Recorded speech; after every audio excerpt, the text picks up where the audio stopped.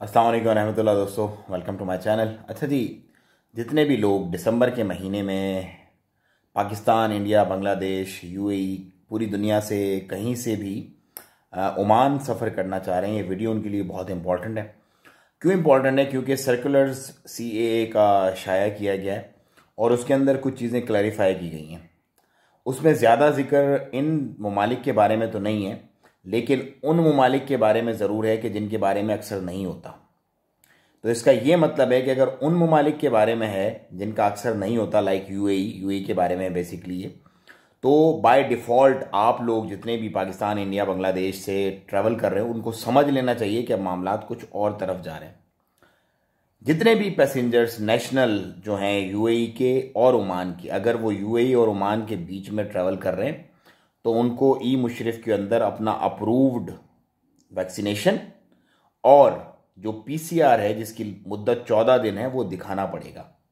जी हाँ, उसके साथ ही साथ इस सर्कुलर में, सेम सर्कुलर में जो 18 दिसंबर मतलब आज के दिन जब मैं आपसे बात कर रहा हूँ इशू हुआ है, उसके अंदर ये भी मेंशन किया गया कि तमाम एयरलाइंस, तमाम पैसेंजर्स को जो ओमान ट्रैवल कर रहे हैं उनके तमाम डॉक्यूमेंटेशन प्रॉपरली और थारोली चेक करें।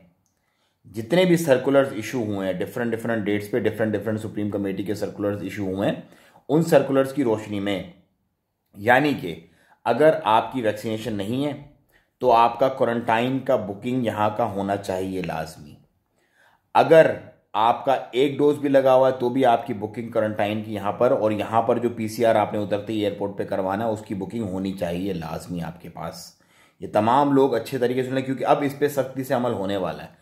अभी तक इस पर चलो ठीक है, मामलात हो रहे थे, चल रहे थे, जैसे भी लोग कर रहे थे, लेकिन अब कोई भी ये ना समझे कि वो अपने बस खांचे करेगा। स्पेशली अगर एजेंट्स कुछ मुझे देख रहे हैं तो, क्योंकि एजेंट्स यहाँ पे कुछ ना कुछ जुगाड़ आगे पीछे करते हैं, कुछ मस्ती करते हैं, फिर वो बंदा बेचारा फंस जाता है पीछे, जो बंदा पैसे दे के आ रहा होता है ना वो मेहरबानी करें, रहम करें लोगों पर।